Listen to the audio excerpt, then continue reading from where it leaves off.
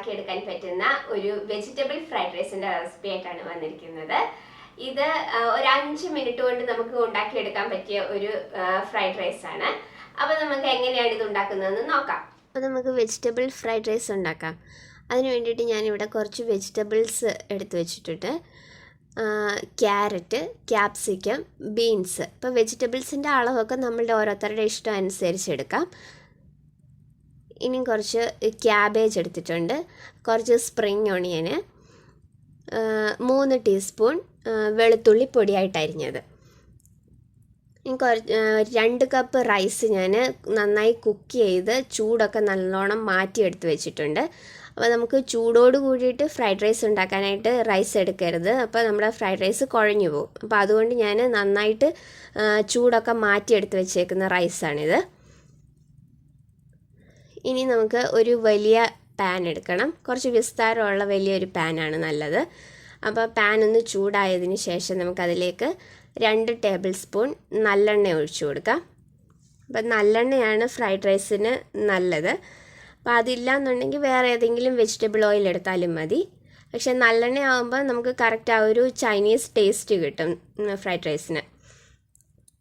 പിന്നെ എണ്ണ ഒന്ന് ചൂടായി കഴിഞ്ഞതിന് ശേഷം നമുക്കതിലേക്ക് പൊടിയായിട്ട് അരിഞ്ഞു വെച്ചിരിക്കുന്ന വെളുത്തുള്ളി ചേർത്ത് കൊടുക്കാം.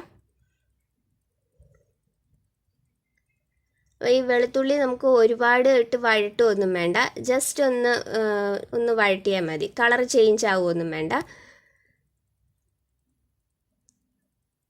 ഇനി നമുക്കിതിലേക്ക് സ്പ്രിംഗ് ഓണിയൻ ചേർത്ത് കൊടുക്കാം. അതും ജസ്റ്റ് നമുക്കൊന്ന് വഴട്ടിയാൽ മതി. അപ്പോൾ ഇത് നമ്മൾ ഹൈ ഫ്ലെയിമിൽ വെച്ചിട്ടാണ് ഉണ്ടാക്കുന്നത്. ഇനി നമുക്കിതിലേക്ക് ക്യാപ്സിക്കം ചേർത്ത് കൊടുക്കാം. അപ്പോൾ ക്യാപ്സിക്കം ഫ്രൈഡ് റൈസിന് നല്ലൊരു ടേസ്റ്റാണ്. അപ്പോൾ അതുകൊണ്ട് ക്യാപ്സിക്കം ഉണ്ടെങ്കിൽ അത് ചേർക്കുന്നതായിരിക്കും നല്ലത്. ഇനി നമുക്കിതിലേക്ക് ബീൻസ് ചേർത്ത് കൊടുക്കാം. ഞാനിപ്പോൾ ഇവിടെ നല്ല ടെൻഡറായിട്ടുള്ള ബീൻസാണ് എടുത്തിരിക്കുന്നത്. അപ്പോൾ അതുകൊണ്ട് പെട്ടെന്ന് തന്നെ കുക്കായി കിട്ടും. അപ്പോൾ അതും നമുക്ക് ജസ്റ്റ് ഒന്ന് വഴട്ടി എടുത്താൽ മതി. ജസ്റ്റ് ഒന്ന് വഴട്ടിയതിന് ശേഷം നമുക്ക് ക്യാരറ്റ് ചേർത്ത് കൊടുക്കാം അതിലേക്ക്.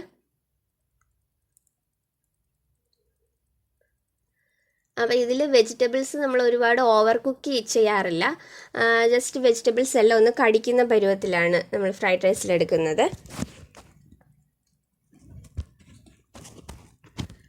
ഇനി നമുക്കിതിലേക്ക് ക്യാബേജും കൂടെ ചേർത്ത് കൊടുക്കാം. അപ്പോൾ അതും കൂടെ നമുക്ക് ജസ്റ്റ് ഒന്ന് വഴട്ടിയെടുക്കാം. ഇനി ഇതിലേക്ക് ആവശ്യത്തിന് ഉപ്പും കൂടി ഇട്ട് കൊടുക്കാം. അപ്പോൾ ഉപ്പിടുമ്പോൾ ശ്രദ്ധിക്കണം, കാരണം നമ്മൾ റൈസ് ഉപ്പിട്ടാണ് കുക്ക് ചെയ്തിരിക്കുന്നത്. അപ്പോൾ അതനുസരിച്ച് ഉപ്പിടാവുള്ളൂ.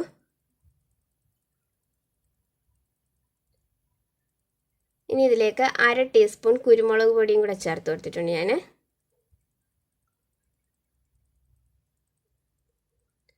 ഇനി ഇതിലേക്ക് 2 ടേബിൾ സ്പൂൺ സോയാ സോസാണ് ഞാൻ ഒഴിച്ചു കൊടുക്കുന്നത്. ഇപ്പോൾ ഡാർക്ക് സോയാ സോസ് ആണെങ്കിൽ 2 ടേബിൾ സ്പൂൺ ഒഴിക്കേണ്ട ആവശ്യമില്ല. ഇനി ഞാൻ കുക്ക് ചെയ്ത് വെച്ചിരിക്കുന്ന റൈസും കൂടി ഇതിലേക്ക് ചേർത്ത് കൊടുക്കുകയാണ്. അതും കൂടെ ചേർത്ത് നമുക്ക് നന്നായിട്ടൊന്ന് മിക്സ് ചെയ്തെടുക്കാം. അപ്പോൾ ഇത് കംപ്ലീറ്റ് നമ്മൾ ഹൈ ഫ്ലെയിമിൽ വെച്ചിട്ടാണ് ഉണ്ടാക്കുന്നത്.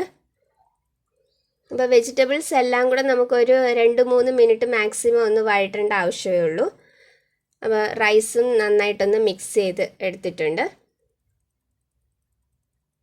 ഇനി നമുക്ക് ലാസ്റ്റ് സ്പ്രിംഗ് ഓണിയനും കൂടെ ചേർത്ത് ഒന്ന് മിക്സ് ചെയ്തെടുക്കാം.